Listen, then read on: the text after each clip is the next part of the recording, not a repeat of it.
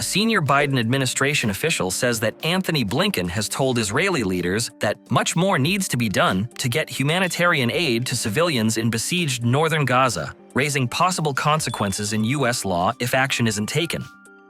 On Tuesday, the U.S. Secretary of State met Israeli Prime Minister Benjamin Netanyahu, Defense Minister Yoav Gallant, Strategic Affairs Minister Ron Dermer, and senior military officials in a series of meetings in Jerusalem and Tel Aviv.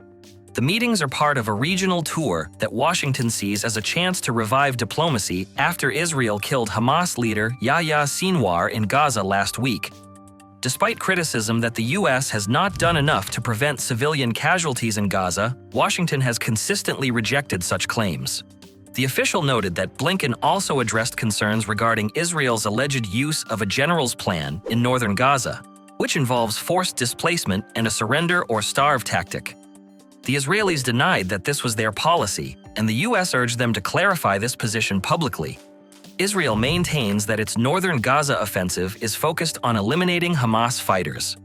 Blinken's warning on humanitarian aid follows a letter he co-signed with U.S. Defense Secretary Lloyd Austin, which gave Israel 30 days to increase aid to northern Gaza or risk cuts to military assistance.